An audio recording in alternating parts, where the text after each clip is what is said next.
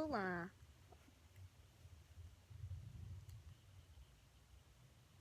Anyways, welcome to chapter 2 of my teacher glows in the dark. I have this 3-in-1 thing. I don't have the fourth one. But don't worry, I can get it because my neighbor has it and he's gonna let me borrow it when I need it. So, chapter 2, the cellar beneath the cellar.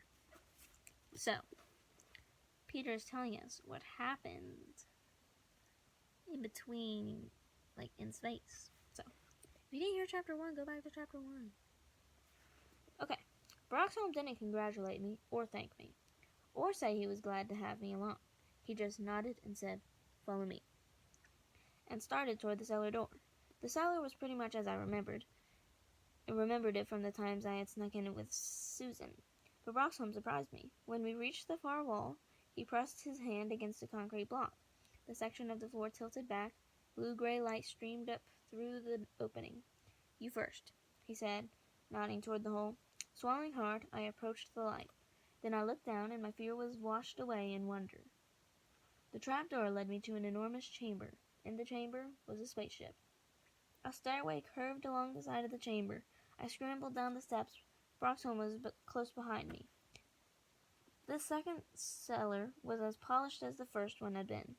The soft light that filled it came from the wall itself. I say wall because that's all the room had, a single gently curved wall with no edges or no corners.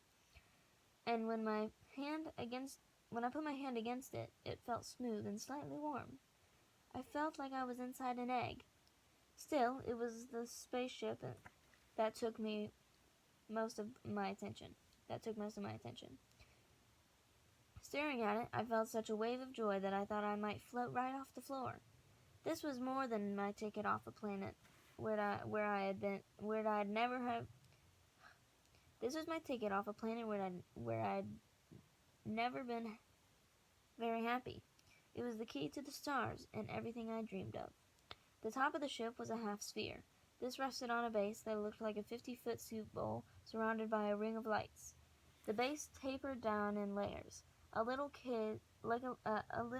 like a kid's toy top. Broxholm whistled 3 harsh notes, and an opening appeared in the side of the ship. A long strip of silvery metal stretched down to where we stood. Turning to me, Broxholm said, "Enter." I stepped out on the silvery plank. It started to move, feeling as if the ship was about to swallow me. I jumped back. "Hurry!" snapped Broxholm. I ran up the plank. Once inside, I was aching to look around, but Broxholm hustled me to a platform that floated us up to the next level. "Sit," he said, pointing toward one of 4 large chairs. I sat. The padding on the chair was comfortable. Taking a seat near me, Broxholm pushed a couple of buttons. Part of the curved wall slid aside. He laid his hand on a glowing pad. The ship began to slide forward into a dark area. Suddenly, we started to float. I was afraid we were going to hit the ceiling, but at the last possible moment, Broxholm's entire backyard flipped up like a giant trapdoor.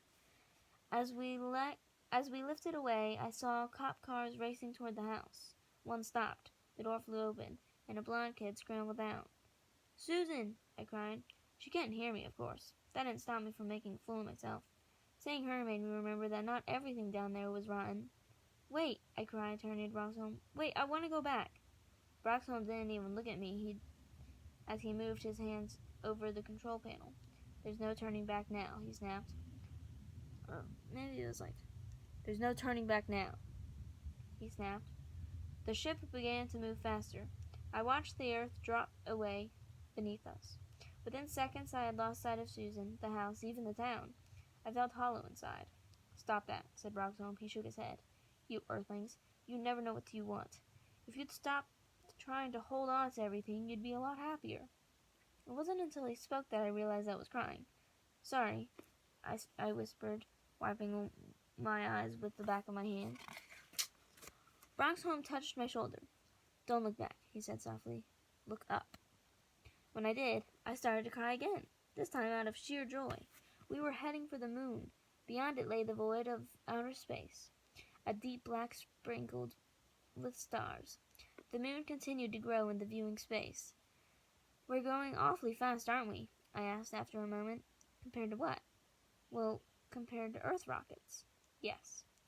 The guy was not much of a conversationalist. I was about to ask why the acceleration hadn't pushed me into my seat when we began to make a curve around the moon. When we got to the other side, I was astonished into silence myself. I was astonished into silence myself.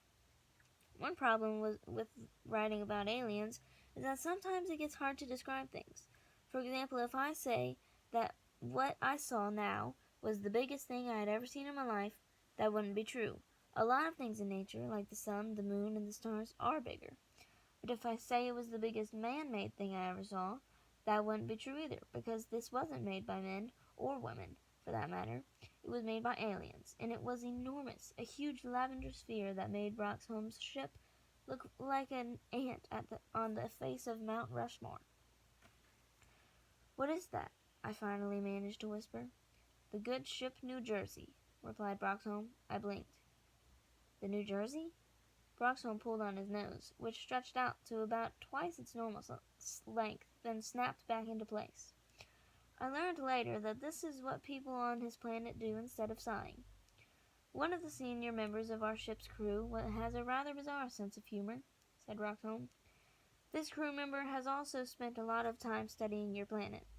When the ship was built, it decided that since the ship's surface area was equal to that of New Jersey, that should be the name of the ship." Not everyone was amused. "The ship decided?" I asked in puzzlement. "No, the crew member," said Broxholm. "Though you said it decided." "That's because I'm wearing an implant that translates everything I say into English, and no pronoun in your language properly describes this crew member, who is neither a he nor a she, but something else altogether." "What else is there?" Broxholm pulled on his nose again. "This crew person comes from a planet where it takes 5 different genders just to get an egg, and 3 more to hatch it." My mind was starting to spin, but before I could ask more questions, a hole opened in the side of the great sphere, and a multicolored beam of light extended to our little vessel. "Docking beam," said Broxholm, pointing to the light. "Soon we'll be inside. Then the fun begins." "Fun?" "Sarcasm," said Broxholm softly. "I will have to explain why you are here with me. That will not be fun. Not at all."